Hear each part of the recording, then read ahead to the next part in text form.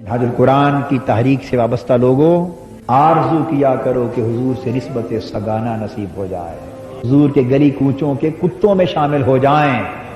وہاں بڑے بڑے جنید و بایزید کھڑے ہیں، وہاں تو بڑے بڑے اولو العزم اولیاء کھڑے ہیں، وہاں تو بڑے بڑے داتا گنج بخش، بڑے بڑے شہنشاہ بغداد، بڑے بڑے خواجہ اجمیر، بڑے بڑے بابا فرید اور بڑے بڑے سلطان باہو ہاتھ باندھ کر دم بخود خادموں کی صف میں کھڑے ہیں کہ کب ہماری باری آئے اور یوں کہہ کے پکار لیں، سگترا کاش جامی نام بودے کہ آمد بر زبانت گاہے گاہے، کاش محبوب آقا تیرے کتے کا نام جامی ہوتا ہے۔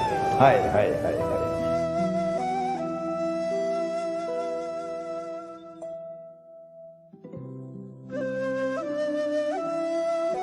مجھ سے کئی ساتھی پوچھتے ہیں بے قادری صاحب یہ کیوں کہتے ہیں کہ میں تو حضور کی گلیوں کا کتا ہوں؟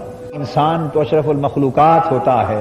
بھئی میں نہیں جھگڑا کرتا، آپ کے اعتراض سے نہیں جھگڑتا، آپ انسان بن گئے ہوں گے، ہم تو ابھی کتا بھی نہیں بن سکے، انسان ہونا تو دور کی بات، ہم تو ابھی اس گلی کوچے کا کتا بھی نہیں بن سکے۔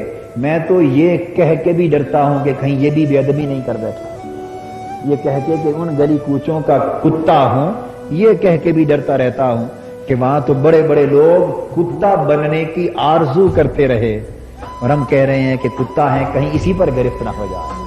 سگترا کاش جامی نام بودے کہ محبوب کاش تیرے کتے کا نام جامی ہوتا۔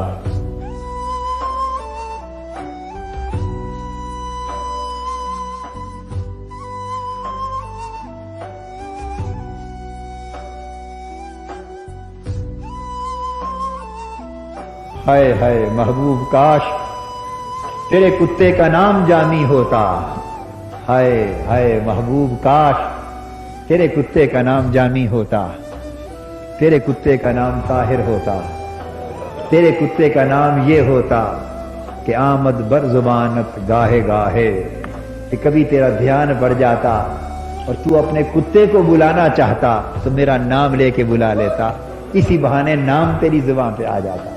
اور ایک کتا ہو جانا خدا جانے کتنی بڑی شے ہے، اور کتا مالکوں کے در سے وفاداری کی علامت ہے۔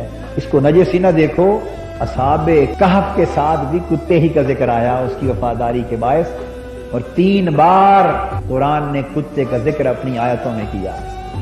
یہ جو نسبت ہے نا، نسبت، یہ کتے والی نسبت، یہ نصیب ہو جائے تو بڑی بات ہے۔